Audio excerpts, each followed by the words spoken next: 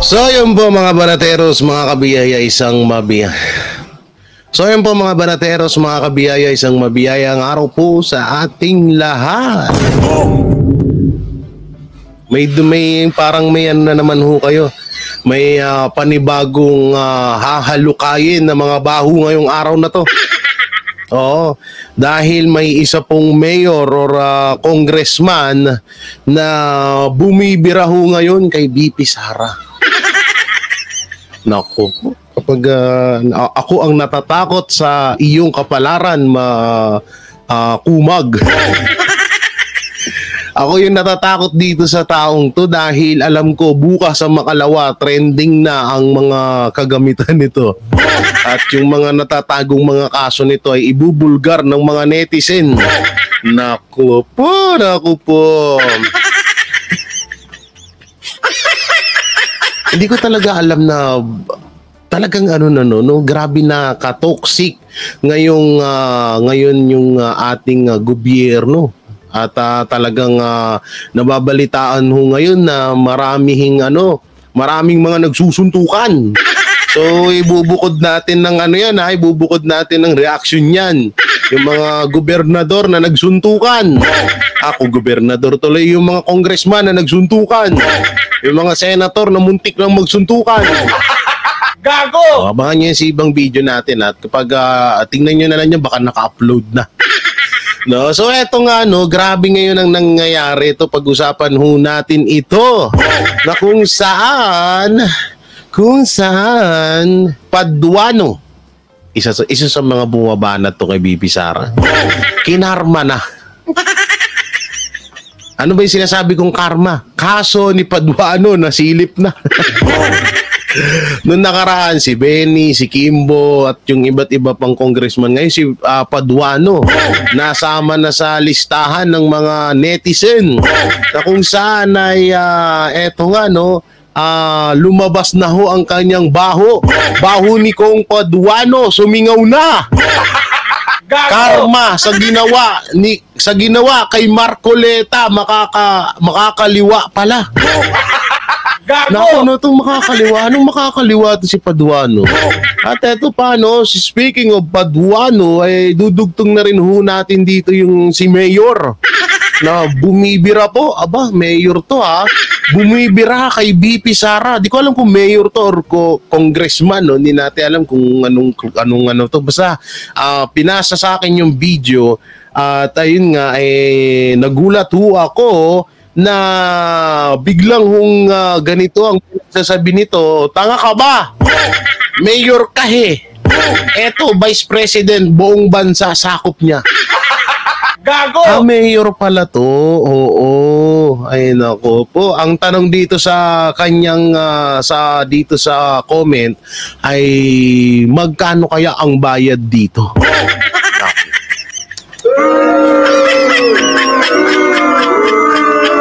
Delikado kang kupal ka. Gago! Delikado kang kupal ka. Oo, yari ka bukas sa Makalawa, may mga lalabas sa'yo, yung mga iniingat-ingatan mong wag malaman ng taong bayan na baho mo ay unti-unting lalabas yan, lalong-lalo na sa Facebook, sa YouTube at sa TikTok. Naku po, delikado ka dito, Dudong. Gago! At syempre, bago natin ito simulan, don't forget to like, share, comment, and subscribe sa ating YouTube channel. Pakipindot na lang din po yung bell button para lagi tayo updated sa ating mga video araw-araw. At pakisama na rin po yung join button at pag medyo sinipag kayo at medyo nakakaahon naman kayo sa buhay, pindutin nyo lang ho yung super thanks dyan. Gago! So ito, ano ba unahin natin? Yung kay Paduano o dito kay Mayor? Mas maganda siguro dito muna kay Mayor. Mayor daw to Mayor, eto Mayor daw to Mayor, ayan ha. Eto na walang iba kundi si Congressman pala. Congressman Dan Fernandez, magkano bayad sa'yo? Directed by, wow. Ano to, pelikula. Directed by Jojo de Guzman. So eto, di ko alam kung anong laman nitong video na to, pero dito kasi parang usapang panunumbat na naman. Na di umano ay parang sinusumbatan or hinalintulad ni Congressman Dan Fernandez yung kanyang tungkulin sa kanyang bayan at dito kay BP Sara at about doon sa mga confidential fund na yan. O eto, panoorin ho natin. Medyo nakaka-worry lang po talaga itong 125 million for 11 days. For the information of everybody, I became the mayor of Santa Rosa, and yung confidential fund ko is like 7 million per quarter.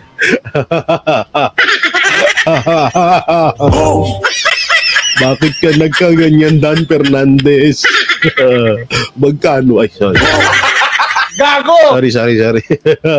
Dan, tanga ka ba? Dan! Bakit mo tinutulad sa'yo si Vice President? Oy, kupal ka ba? Hindi kasi nakakatawa kasi talaga. Isipin nyo nag-storytelling siya dito. Sabi niya, sa mga hindi daw nakakaalam, nung panahon daw siya ay mayor, ay ang kanyan daw confidential fund ay nasa 7 million. 7 million ba? Tama ba? Pahingayin natin. Santa Rosa, and yung confidential fund ko is like 7 million per quarter. 7 million per quarter. Ito Congressman Dan Fernandez, medyo tuturuan lang ho kita, ha?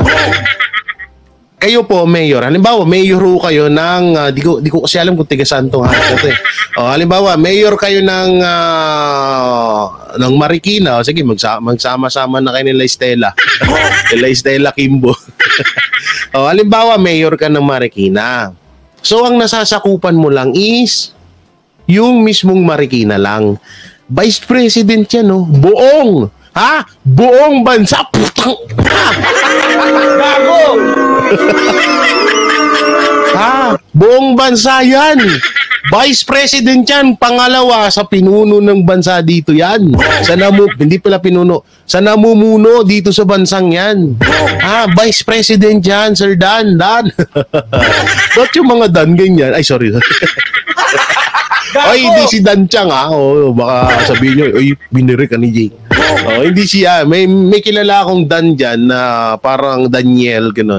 Or Daniel or Danny yung pangalan. Kalimutan ko pangalan niya. Parang ganito din yung mindset. Gago! Yan tuloy. Natanga ka tuloy ni Jojo. Okay, tuloy. 7 million na late. Siyempre, malamang mayor ka lang eh. Vice President si BP Sara, wag mo siya itulad sa'yo. Huy! Anak ng teting to na may paganyan-ganyan ka pa. For the information of everybody, I became the mayor of Santa Rosa, and yung confidential fund ko is like 7 million per quarter. It's really hard for me to use, to utilize that amount. Kasi hindi ka makapangupit. Ay, sorry. Dudulas tuloy ako eh. Sir Dan kasi. Medyo nahihirapan daw siya. Sige, tuloy. For 3 months. And this amount is so huge that needs to be investigated. Naku po, dapat imbestigahan din yan eh. Parang napakalaki yata yung 7 million for third quarter mo, Sir Dan, ha? Naku po, medyo parang hindi kaya pinagsisisihan mo tong nilabas mong Sir Dan. Nilabas mong salita dito na mayroon palang ganyang pera sa nasasakupan mo. Ang tanong, nararamdaman kaya ng nasasakupan mo, Sir Dan? Yan ang masama dyan, no? Kasi baka mamaya, nagre-reklamo na rin yung nasasakupan mo nung panahon na mayor ka pa. Baka sabihin nila, meron palang ganyan. May confidential fund pala ang lugar namin. May ganyan pala kalaking pera dun. Ba't hindi namin ba't hindi ultimong kalsada, parang baku-baku? Gago! Ba't ultimong mga waiting shade dito, yung mga waiting shed, yung mga bubong dito ay butas-butas. Naku, delikado ka dito, Sir Dan, ha? Rightly. Okay, Congressman. O, yan na. Ito na. Go, Jojo. Dan Fernandez. Pampanga pala to. Okay. Unahin muna natin dito sa tropa mo. Yung kachismisan mo, no? Si Congressman Dong Gonzales, ang tumataginting na 612 million worth ng project ng flood control kuno. Wow! Gago! Magkano? Ayan, no? 612 million worth of project. Pampanga Lawmaker Peace Graph Case 4, 612 million worth of projects. Gago! 12 months ago. Ay, grabe, Sir Dan, no? Bakit? Oy, kayo dyan, galaw-galaw, sita-sita din ng mga kasamahan nyo dyan. Oo, ano yan, tinotolerate nyo yung mga kasamahan nyo. Kami naman magtatanong ngayon, bakit ito hindi nyo inuusisa? Okay, tuloy, Jojo. Worth ng project ng flood control kuno, kung saan kinasuhan siya. Ayan, si Aurelio Dong Gonzales. Ano po ang ikinaso sa kanya? Ay yung di umano ay flood control projects niya. Ito po ay paglabag sa Republic Act number 3019, which is yung Anti-Graft and Corrupt Practices Act. So, ano po yung akusasyon sa kanya? Kasi meron po kasi silang sariling construction company. Tama. At meron silang 77% share diyan sa project na yan. Ang kaso, walang naramdaman ang taga Pampanga. Naku po. Gago! Pag ikaw naguhitan ni Jojo, tapos ka. Gago! Ayan, naguhitan ka tuloy. So ito po si si Gonzales po ito hindi pa po ito si Fernandez. Parang inaano lang ho ito, anong tawag dito, basta tapusin natin video para mag-gets nyo lalo, no? So bakit hindi yan ang unahin mo? Yun. So parang pinapaliwanag ni Jojo na bago ka pumunta sa issue ni BP Sara na nalulungkot ka or nangangamba kang yudipunggol ka doon sa di ko matandaan kung magkano yung confidential ban ni BP Sara, dapat questionin mo na muna ito. Ito talaga kasi nakasuhan. Oo, may kaso at hindi ring hindi ring biro. 612 million pesos. Na kaibigan mo mismo. Mr. Dan Fernandez Ivana. Next, Ivana. Ito namang 5,000 flood control. Yan can BBM provable. His 5,500 flood control works. Asan na to ngayon? Ay pinangako at binanggit nitong si President Marcos Jr. sa kanyang SONA. Mahigit 5,500 flood control project ang natapos na. Na-itemize ba niya kung ano yung mga yan, ano yung project, ano yung lokasyon, tama, amount, work, scopes and durations, construction, mga contractors, expertise, classification, equipments, lahat ng mga material. Ito na-identify ba? Kasi kailangan yan, transparent po kayo. Tama. Ito ba ay totoo or fake? Yung sinabi niya ito, 3 days, 3 nights ang flooding sa Manila, sa Luzon. Biruin ninyo, 1 billion a day ang ginagastos daw ng DPWH. Ako, grabe. Pero Biruin mo 1 billion a day. Ang ginagastos ng DPWH, spend 1 billion sa flood control. Kaya ito dapat ito rin na tinutuligsa din to ng gusto kung talagang merong ganyan. Baka mamaya fake news yan. Hindi porket sinabi sa SONA meron ng ganun. bakit patuloy pa rin ang pagbaha sa Pilipinas? Tama. Nagugulat ka dyan sa 125 million na confidential funds? Dito, hindi ka man nagulat dito. Wala pang isang araw to na event. O yan, yung SONA. Hindi ka ba nagulat din dyan, Fernandez? Half day pa lang na event. SONA, 20 million para lang sa pagkain para sa 2,000 na mga guests. Kung 20 million a day ito, kung i-equate natin doon sa sinasabi nyo kay VP Sara na 11 days, kung 20 million yan, in 11 days ilan po yan? 220 million pesos. So, ito naman sinabi dito ni Jojo . 220 million in 11 days. Kung halimbawa, ito yung inaano nila sa loob daw ng 11 days, saan daw nagastos or nakakalungkot daw kasi hindi daw may paliwanag yung 125 million na ginastos sa loob ng 11 days. So ngayon, kung pag-anuin mo yung 20 million sa SONA na inubos lamang ng ilang oras at inudo din, alam niyo yung udo, mga tiga Bicol lang nakakalam ng udo. Mas pinakamasarap na ulam yun dun. Ay, sorry. Mas alam na nila yun, no? 20 million in 11 days. So, magkakahalaga siya ng 220 million. Ngayon, mapupunta ulit tayo sa flood control. 1 billion a day ang nagagasto sa flood control. Na dapat yun talaga ang nalalaman ng taong bayan kung yun ba yung ginagastusan ba ng 1 billion na galing sa kaban ng bayan ay may napupuntahan bang maganda. Kasi medyo nakakapagtaka na ganyan pala kalaki ang ginagastos sa flood control na yan. Kada ihi ng langit, lagi tayong baha.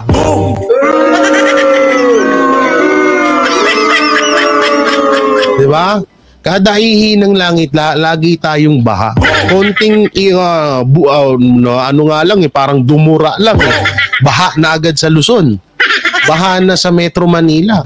Kaya yun dapat yung kailangan. Kaya nga ito, paulit-ulit kong sinasabi sa inyo, mga banateros, na lahat ng nangyayari, lalong-lalo na dyan sa flood control na yan, sa kay BP Sara na 125 million na inubos daw, hindi daw nila alam kung paano daw naubos sa loob ng 11 days, kung maka-question, lahat sila nagtutulong-tulong na. Pero yung 1 billion per day at 20 million per hour, hindi nila ma-question dahil baka magurgur sila. Gago! Alam mo naman, pag hindi ka kakampi, labas ang kaso niyan. Yung pending na kaso, ilabas yan. Yung mga lumang kaso, ihukayin yan. Kahit dismiss na yung kaso na yan, iisampayan. Ayun yung rito, yung kaya ikaw, ulitin ko, Sir Dan, no?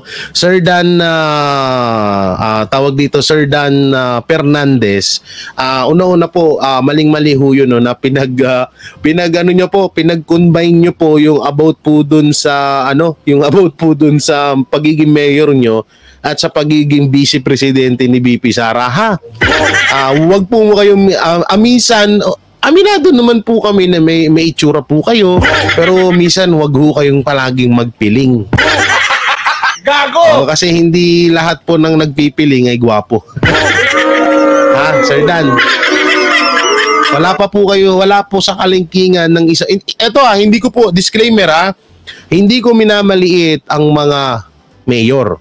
Pero kung ihahalin tulad mo ang pagiging mayor mo at sa pagiging vice presidente ni BP Sara, napakalayo. Alam mo yung kuko? Pag may dumi yung kuko, dun lang kayo. Pag may lupa-lupa yung kuko, ayun kayo sa ganun kayo kababa sa napakalayo nyo sa isang vice presidente. Kaya Sir Dan, wag nang gumawa ng propaganda ng ganyan, ha? At baka ikaw ang mapag-initan ng netizen at baka lumabas ang mga baho mo. Pinapaalalahanan lang ho kita, hindi kita tinatakot. At huwag ka na rin matakot kung wala ka namang kaso.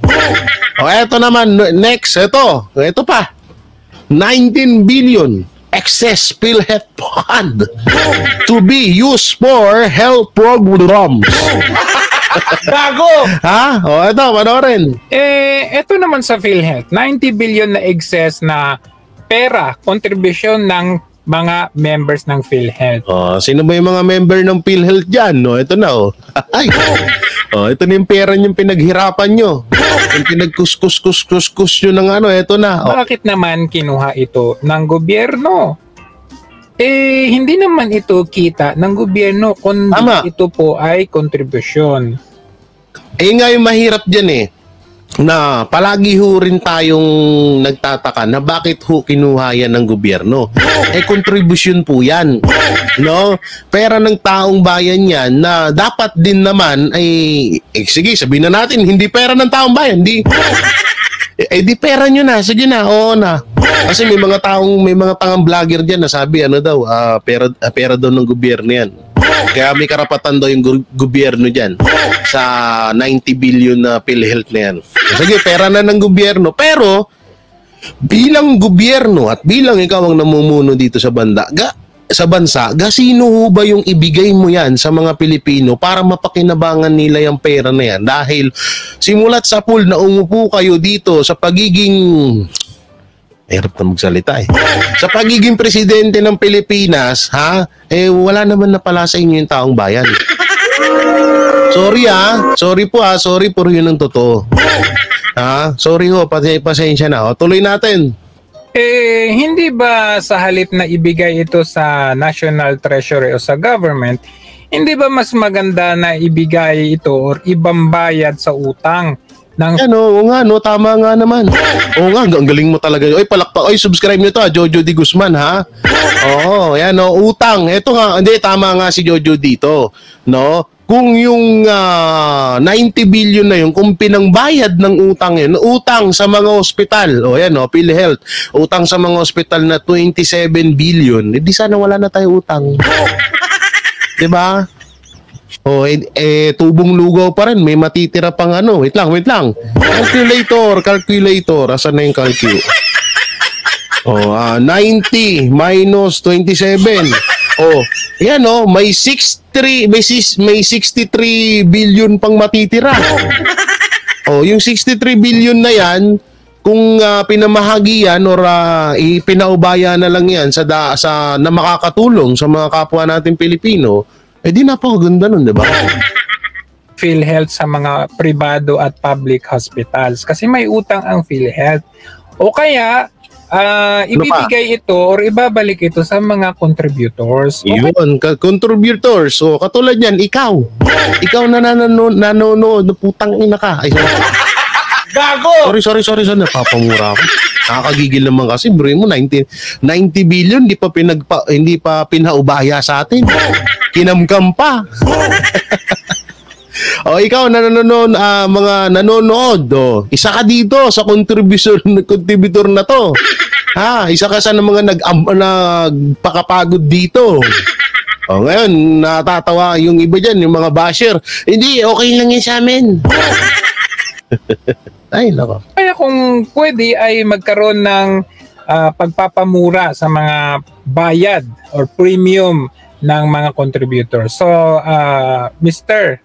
Congressman Dan Gonzales, hindi po ba kayo nag-aalala at nagugulat at nalulula dito sa mga pinagagawa ng gobyerno? Yan nga yung mahirap dyan, Jojo. Yan nga, ito napakagandang video na ginawa ni Jojo na to, no? Napakaganda niyan. Alam nyo nga sa totoo lang, napakadami po ng problema dito sa bansa na to. At napakadami na dapat kaharapin ho ng hindi lang ho ng vice presidente, kundi ng presidente. Marami po siyang kailangan na sagutin din ng mga katanungan na katulad ho nito, yung about sa PhilHealth, about sa flood control, pero ang napapanood lang ho natin araw-araw.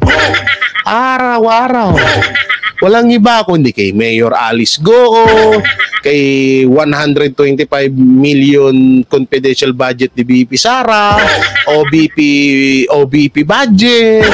Ano pa? Pastor Apollo si Kibuloy. 'Di ba? Yun ang napapanood, yun ang pinag-aaksayahan ng panahon nitong mga hinayupak na to. Nasamantalang tayo din naman ang nagbabayad ng lahat ng mga gastos diyan sa bawat hearing na yan. Pera ng taong bayan ang umiikot diyan. Kaya nga sabi ko, sobra na to. Grabe na talaga yung ginagawa na to. Kaya yun, at alam ko din naman kayong mga netizen, mga banateros ay talagang hindi naman din kayo nagbubulag-bulagan or nagbibingi-bingihan. Alam ko rin na nararamdaman nyo na rin to. At obvious na ho ang pangsasabotahe kay BP Sara Duterte na imbis na ito yung pag-usapan about sa PhilHealth, sa flood control at kung ano-ano pang problema sa Pilipinas, paano pababain ang presyo ng bilihin, mas inaatupag po ng mga senador at mga congressman at kung sino-sino pa yung mga walang kakwenta-kwentang mga problema. Ito nga tanong ko kung halimbawa ba na masatisfy na kayo sa lahat ng katanungan nyo kay BP Sara, halimbawa naman na okay na sa inyo yung sagot ni BP Sara kung paano naubos yung 125 million in 11 days na confidential fund. Ano ba? Bababa ba yung bigas? Umumura ba yung bilihin dito? Di tanong lang. Halimbawa, si Alice Goo, mapatunayan talagang spy yan. Ano ba? Magiginhawa ba ang Pilipinas? Hindi, nagtatanong lang ako. Halimbawa kay Pastor, o halimbawang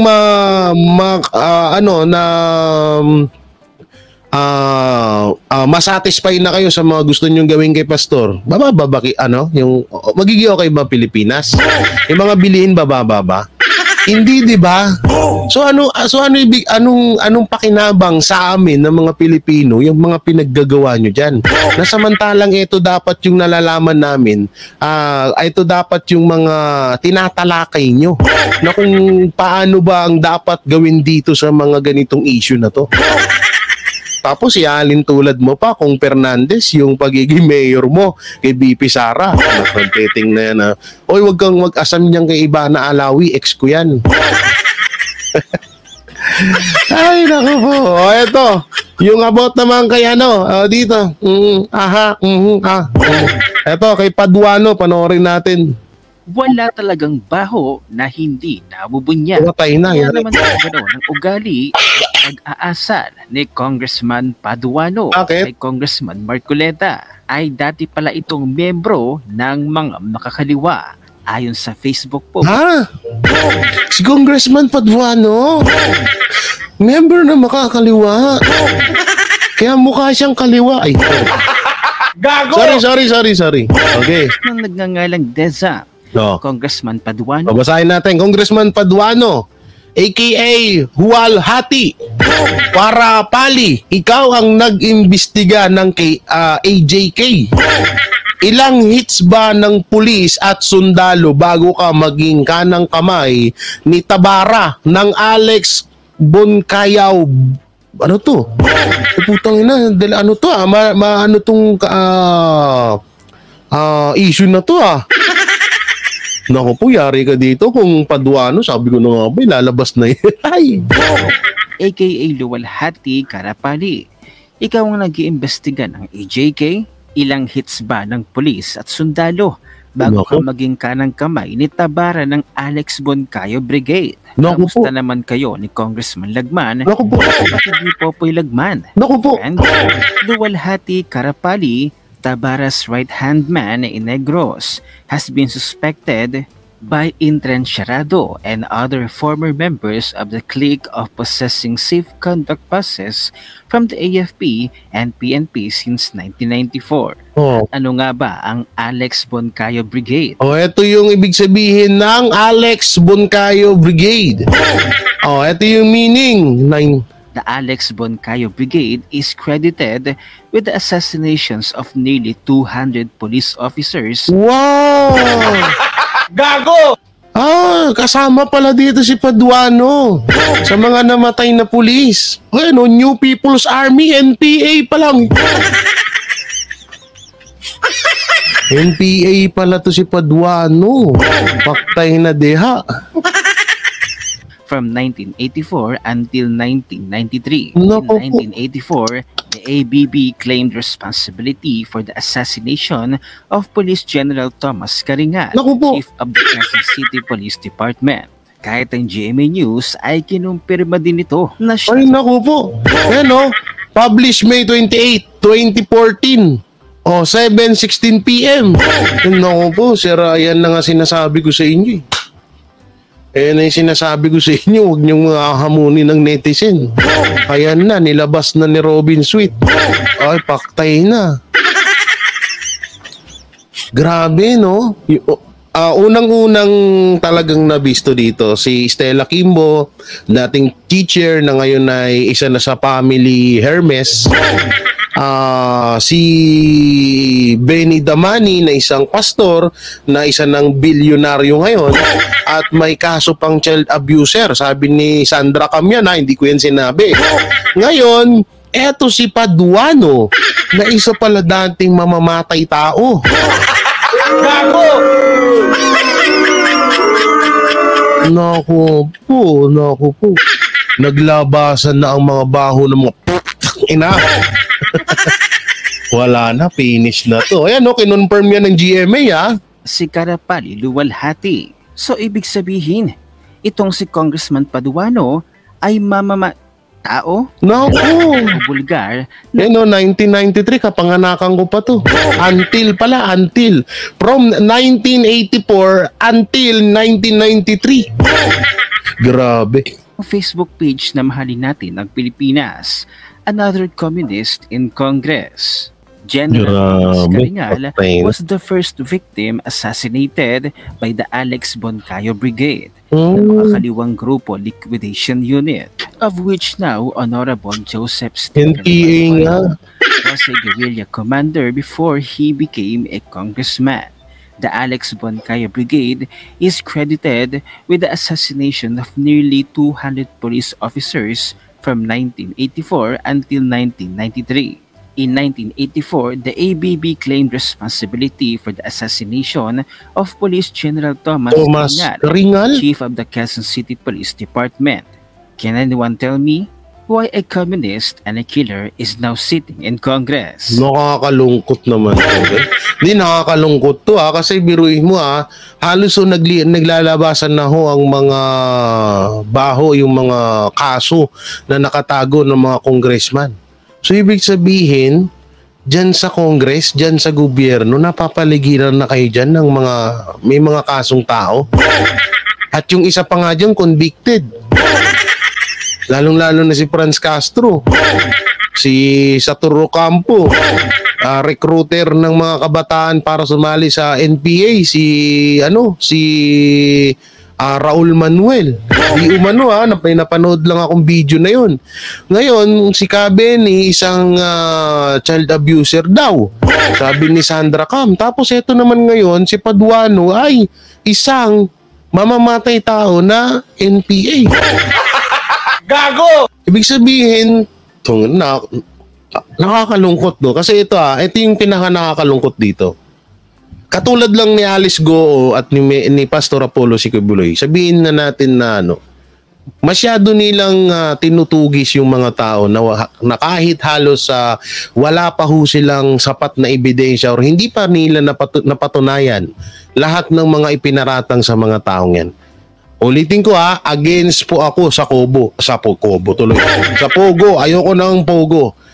Ang sinasabi ko lang ho dito, hindi pa po nahahatulan ang mga taong ito katulad ni Alice Goo at ni Pastor Apollo Siquebuloy, grabe na nila walang yain. Grabe na nila husgahan. Grabe na nila babuyin sa mga hearing. Tapos, magugulat tayo sa mga na to.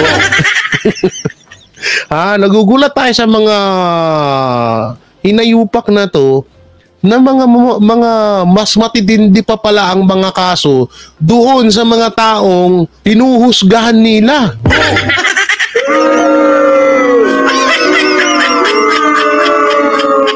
Diba? Mas matindi pa pala yung mga nagawa nilang kaso at hindi ito fake news dahil nasa mismo, ang dami hong nagpatunay. So ibig sabihin fake news ang GMA. Pinakita ko sa inyo galing sa GMA kanina. Ay, ganun ako po. Grabe na to. Ay, naku po. Okay, tuloy ba natin? Ang sabi naman ni Vanny Biernas, tama ba ito? Alex Boncayo Brigade, si Congressman. Tapos, amuyong na ngayon ni Romualdez at Marcos. Tingnan mo nga naman. Bilog. Bilog nga talaga ang mundo. Kung sa bagay, bilog din ang hugis ng pera. Oy, meron namang pag ganun na, may ganun na pera ngayon. Piso lang at 5 piso, 10 piso at 20 yung bilog. Oo nga naman, no? Sa bagay, grabe, no? Tapos nasa gobyerno natin, ang lakas-lakas mangusga. Ang lakas-lakas nyo mangusga. Ang lakas-lakas mong sitahin si Marcoleta. Puta na, ikaw din pala. Ikaw pala yung talagang dapat... kaya nga sabi ko nga napakaganda ho ng ginagawa ng mga netizen na nilalabas ho nila etong mga baho ng mga congressman na patuloy hong nanggigipit kay BP Sara Duterte. At hindi lang kay BP Sara, pati kay Marcoleta at kay Pastor Apollo Siqueibuloy. Isa rin to sa mga dumikdik sa kanya. No? Isa rin sa mga umuhusga tong mga to. At lalong-lalo na kay PRRD, kay dating Pangulong Rodrigo Duterte, kay BP Sara, na paulit-ulit lang yung mga katanungan nila. Tapos sila pala yung may napaka-brutal na mga kaso. May mga napaka-wawalang niyang mga kaso. Oo, na ngayon lang din natin nalalaman. Nakakala mo, napakalinis manghusga. Yun pala, grabe naman pala din yung pinaggagawa nila. Ang tindi. At sino ang hindi makakalimot sa tagpong ito ng eto pa, naku po. Gago! May relo. Suot-suot ha, ng netizens ang suot-suot na relo ni Congressman Paduano. Nasilip tuloy ng netizens. Abay nagkakahalaga pala ito ng 1.9 million pesos. Ay, kaya naman pala. Gago! Parang mapapaisip ka ngayon na kapag congressman, walang congressman na mahirap. Lahat yan mayaman. Lahat yan milyonaryo at bilyonaryo. 1.7 million, relo lang Rolex GMT Master. Ayan suot-suot niya nung nagkainitan sila ni Marcoleta. Pero ayon sa Republic Act 6758, ang sahod ng congressman ay nasa salary grade 31 lamang o nasa katumbas na 278,434. Grabe, no? Ang sahod ng congressman ay nasa salary grade na 31 lamang o nasa katumbas na 278,000 hanggang 31 at 318,000 pesos. 100 to 100 200k or na 300k plus ang sinasahod ng isang congressman. Tapos gaganong-ganon lang, no? Yun, hindi talaga. Hindi ako ito lang ang pinaka dito kahit hindi na ako tumanggap ng mga pera na galing sa iba. Nandito sapat na sa akin to. 278k sasahod ka pag ganyan-ganyan ka lang. Kahit ako, yung mga tinatanong nila sa mga kay BP Sara, kaya kong itanong yun Hindi, sa totoo lang, kayang-kaya kong itanong yun. Kayang-kaya kong pag-aralan yun. No? Napaka-basic nung ginagawa nila. Kaya lang naman parang nagmumukha silang bida. Kailan ba sila nagmukhang bida? Grabe, wala na. Bistuhan na to. Hanggang 318,806 pesos. Grabe. Ang malaking tanong ng netizens. Paano naka-afford si Congressman Paduano ng ganitong klaseng mamahaling relo? Grabe. Ang tindi. Kung si Ma'am Estela from teacher to richest congresswoman. Kung si Benny Abante to pastor to the richest congressman. Eto naman si Paduano, NPA to the richest congressman in the pulpit. Gago! Ang lulupit, no? Grabe, lupit nyo. Palakpakan naman, guys. Oo, tumataba na yung mga buhaya sa gobyerno. Sana mapapasana all ka na lang talaga sa mga to. Hindi pong pero pinagtataka ko lang ito, wala akong babanggitin na pangalan.